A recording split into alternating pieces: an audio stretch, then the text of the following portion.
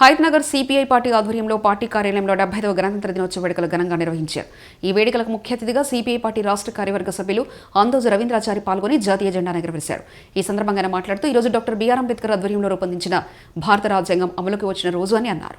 ఈ రాజ్యాంగం ద్వారా దేశ ప్రజలకు విధులు, హక్కులను, పరిపాలనా విధానాలు అందించిందన్నారు.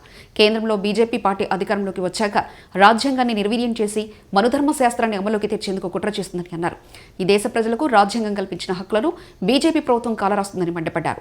రాబోయే పార్లమెంటు ఎన్నికల్లో బీజేపీ పార్టీని గద్దెదించాలని పిలుపునిచ్చారు. ఈ కార్యక్రమంలో సిపిఐ పార్టీ ఎల్బీనగర్ నియోజకవర్గ కార్యదర్శి సామిడి శేఖర్ రెడ్డి, హైదనగర్ మండల సహాయ కార్యదర్శులు రమావత్ సక్రు, శ్రీదేవి, 14 శాఖల కార్యదర్శులు, ప్రజా సంఘాల నేతలు, పార్టీ కార్యకర్తలు భారీగా పాల్గొన్నారు. మన భారతదేశానికి రాజ్యాంగాన్ని అమలుపరుచుకున్నటువంటి శాసనాలను ఏ రూపంలో తీసుకురావాలనే దాని మీద ఒక జ్యుడిషియల్, ఎగ్జిక్యూటివ్ ఈ వ్యవస్థను నడిపించడానికి ప్రారంభించినటువంటి రోజు గణతంత్ర దినోత్సవాన్ని జరుపుకోవడం పేదల మధ్యన చాలా ఆనందంగా ఉంది. మరి 75 సంవత్సరాలలో ఈ దేశానికి స్వాతంత్ర్యం వచ్చి ఇన్ని సంవత్సరాలు గడిచినా ఇంకా పేదరికం పోలే. మనం ఏమనుకున్నాం, విద్య, వైద్యం, కనీసం మౌలిక వసతులు, మంచినీరు లాంటి మౌలిక వసతులు కల్పించే అటువంటి హక్కు మరి రాజ్యాంగం కల్పించింది ప్రజలకు. కానీ ఈ గుడిసెల పోరాటంలో ఇంతవరకు మంచినీళ్ళు ఇవ్వడానికి బోర్లు వేసుకోవడం ఇవ్వడం లేదు, బోర్లు కాకుండా కరెంట్ ఇవ్వడం లేదు. నిర్బంధం మీద పోలీసులు, అటు రెవెన్యూ, ప్రైవేట్ వాళ్ళకు కొమ్ము కాస్తూ చాలా వేలాది మంది ఇక్కడ దాదాపు మొన్నటి రోజుకు 22వ తారీఖు నాడు దాదాపు సంవత్సరం పూర్తయిన సందర్భంగా బ్రహ్మాండంగా బహిరంగ సభ కూడా జరుపుకున్నాం మా రాష్ట్ర పార్టీ నాయకులతోటి. కనీసం వాళ్ళకి ఇంతమంది దాదాపు ఒక 10,000 మంది జనం నివాసం ఉన్న స్థలంలో కనీసం మౌలిక అవసరం పట్టాలు, ఈ కేసులు, దీనికి సంబంధించిన వ్యవహారం, అది కోర్టు వివాదాలకు సంబంధించిన వ్యవహారం తర్వాత ప్రభుత్వం మీద ఆధారపడి ఉంటుంది. కనీసం మనుషులు జీవించడానికి ఇక్కడ పిల్లలు ఇక్కడి నుంచే పాఠశాలకు పోతారు, ఇక్కడి నుంచే స్కూళ్ళకు పోవడము, తర్వాత ఇతర కాలేజీలకు పోవడము, పనులకు పోవడము, అనేక రకాల వృత్తులు కూలి పని చేసుకున్నటువంటి నిరుపేదలు, అణగారిన వర్గాలు ఇక్కడ ఉన్నారు. మరి వాళ్లకు ఈ ప్రభుత్వం బాధ్యత. కానీ ఈ స్వతంత్రం 75 స్వతంత్రంలో కూడా అలాంటి హక్కును హరించే పద్ధతుల్లో అధికారులు వ్యవహరిస్తూ దాన్ని ముందుగా తీవ్రంగా ఖండిస్తున్నాం.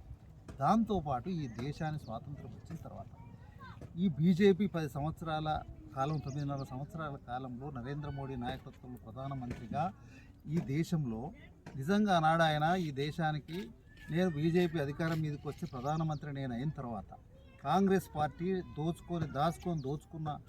దాచుకున్న సొమ్మును మరి ఇతర దేశాల్లో స్విస్ బ్యాంకుల్లో పెట్టుకున్నటువంటి నల్లధనాన్ని దాదాపు తీసుకొచ్చి పేదలకు 15 లక్షల రూపాయలు నేను జీరో అకౌంట్లో పేదలందరికీ పంచుతా అని చెప్పేసి మాట ఇచ్చాడు.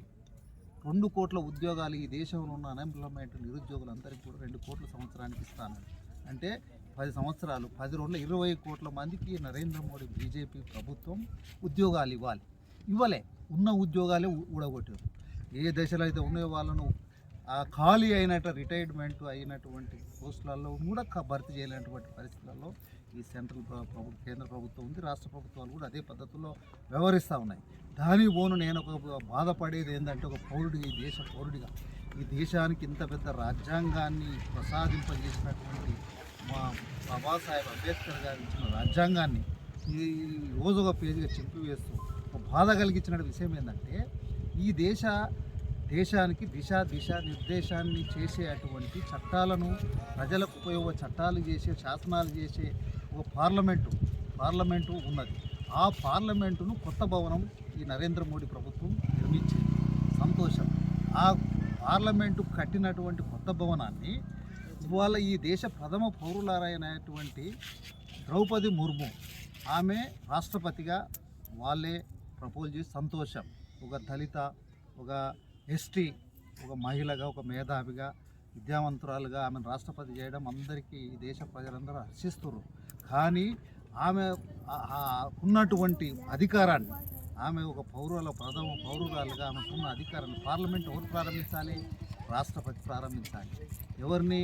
ప్రధానమంత్రి, రాష్ట్రపతి చేతుల మీదుగా ప్రారంభించేటువంటి పార్లమెంటును సన్నాసులను తీసుకొచ్చి ఎక్కడెక్కడో ఉండేటువంటి ఆధ్యాత్మికమైనటువంటి సంబంధించినటువంటి వాళ్ళని తీసుకొచ్చి గురువులను, ఎక్కడో హిమాలయాల్లో ఉండే సన్నాసులను తీసుకొచ్చి ప్రారంభం చేసి పార్లమెంట్లో మొదలు వాళ్ళని కూర్చుండబెడితే ఇది ఈ లౌకిక ప్రజాస్వామ్యానికి, అంబేద్కర్ ఇచ్చిన రాజ్యాంగానికి ఏ విధమైనటువంటి వీళ్ళు సంకేతం పంపుతూ దేశ ప్రజలకు అనేది ఒక బాధ. అందుకు అవమానించింది రాష్ట్రం. ఏమనేదంటే ఈ దేశ ప్రథమ పౌరురాలైనటువంటి రాష్ట్రపతిని ఈ బీజేపీ ప్రభుత్వం అవమానించింది, అక్కడ అడ్డుకున్నది. ఆమె ఎస్టీ కాబట్టి. రెండవది ఏంటంటే వితంతు అని ఒక ఎస్టీ అని ఆమెను అవమానపరిచారు. అంటే ఏ దళితులకు, ఏ పేదలకు, ఎస్సీ ఎస్టీలకు ఈ రాజ్యాంగం కల్పించినటువంటి హక్కులను హరిస్తున్నటువంటి బీజేపీ ప్రభుత్వం ఈ దేశాన్ని పరిపాలించే హక్కు లేదని ఈ సందర్భంగా మనం చేస్తాం. అదే కాదు, ఈ మధ్యన రామజన్మ భూమి 100 సంవత్సరాల వివాదాస్పద స్థలం, అత్యున్నతమైన న్యాయస్థానం సుప్రీంకోర్టు, అందరూ దేశ ప్రజలందరూ అతను ముస్లిం లా బోర్డు కానీ ఇక్కడ హిందూ సంఘాలు కానీ వేసినటువంటి కొట్లాడినటువంటి తీరు, ఆ జ్యుడిషియల్ భాగంలో న్యాయస్థానం ఒక తీర్పు ఇచ్చిన దాన్ని దేశ ప్రజలందరూ హర్షించారు, కట్టుబడి ఉన్నారు. ఓకే, దాంట్లో ఎవరికి అభ్యంతరం, రామాలయం కట్టాల్సిందే, కట్టినారు.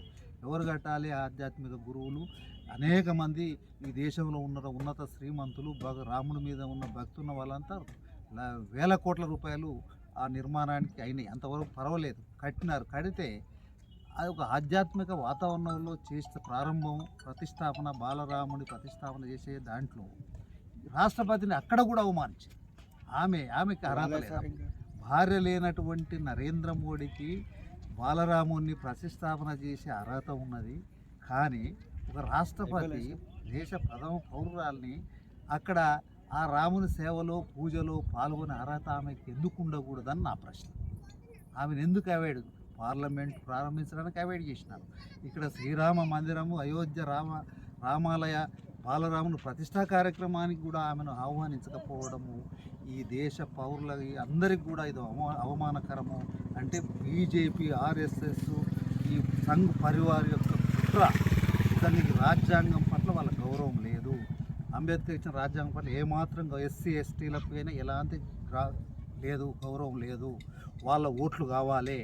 ఈ సెంటిమెంట్ తోటి వీళ్ళ ప్రజల సమస్యలను పక్కుదో పట్టించి రాముని సేవలో మునిగి రాముని దేవుని వెనకాల, దేవుని పేరు చెప్పి దేవుని వెనకాల ఓట్లు మళ్ళొకసారి మూడవసారి ప్రధానమంత్రి కావడానికి ఈ బీజేపీ కుట్ర చేస్తున్నటువంటి విషయాన్ని ప్రజలందరూ కూడా సీరియస్గా గమనించాలని, దానికి ఎంఐఎం మతోన్మాద మజ్లిస్ పార్టీ కూడా ఈ మతోన్మాద హిందూ మరి బీజేపీ సంఘ సంబంధించిన వాళ్ళు ఉన్నటువంటి వాళ్ళు కూడా వాళ్ళ లోపాయకర ఒప్పందాల భాగంగానే వీళ్ళు కలిసి మత రాజకీయాలను ఈ దేశం మీద రుద్ది విచ్ఛిన్నకర శక్తులను అవకాశం ఇచ్చి శాంతి భద్రతకు విఘాతం కలిగించేటువంటి ల్యాండర్ ప్రాబ్లం తీసుకొచ్చేటువంటి విధానం ఈ బీజేపీ అనుసరిస్తుంది. ప్రతి ఎన్నికల సందర్భం కూడా రెచ్చగొట్టి మతాల మధ్యన చిచ్చు పెట్టి మరొకసారి అధికారం రావడానికి తీవ్ర ప్రయత్నాలు చేస్తున్నటువంటి కుట్రలో భాగమని ఈ సందర్భం మనవి చేస్తా ఉన్నా. ఎందుకు ఈ రోజు ఇంత బాధ, ఆవేదన ఎందుకు తెలియజేస్తున్నా అంటే, గణతంత్ర దినోత్సవం సంబురాలలో ప్రధానమంత్రి యావత్ భారతదేశం అంతా సంబూరాలు జరుపుకుంటున్నారు. ఇలాంటి ఇంత రాజ్యాంగంలో ఇంత అవమానం ఆమెకే ఒక ప్రథమ పౌర రాష్ట్రపతికి అవమానిస్తే ఈ దేశంలో ఉన్న ప్రజలకు కీలకమైనటువంటి పరిపాలన, చక్కటి సమానత్వం, కులరహిత, మతరహిత, ఆర్థిక అసమానత లేని స్వతంత్ర భారతాన్ని ఈ బీజేపీ వాళ్ళు చేస్తారా అనేటువంటి సందేహం కలుగుతున్నది. కాబట్టి ఇలాంటి దాన్ని తిప్పుకోవడం కమ్యూనిస్టులు ఎప్పుడైనా మన స్వతంత్ర భారతదేశం ఆనాడు వాళ్ళు ఇచ్చినటువంటి ప్రతి ఒక అంశాన్ని కూడా రాజ్యాంగంలో పొందుపరిచిన ప్రతి ఆర్టికల్, ప్రతి అంశాన్ని కూడా ఎక్కటి కూడా మిస్ కాకుండా అమలు చేసుకోవాల్సిందే. ఈ దేశ ప్రజలందరికీ అన్ని రంగాలలో హక్కులు కల్పించబడాల్సిందే. ఈ బీజేపీ మరొకసారి వస్తే మాత్రం ఈ దేశ ఐక్యతకు, ప్రజాస్వామ్యానికి, సౌమ్యవాదానికి పెద్ద ప్రమాదం అని చెప్పేసి ఈ సందర్భంగా హెచ్చరిక చేస్తూ ఉన్నాం.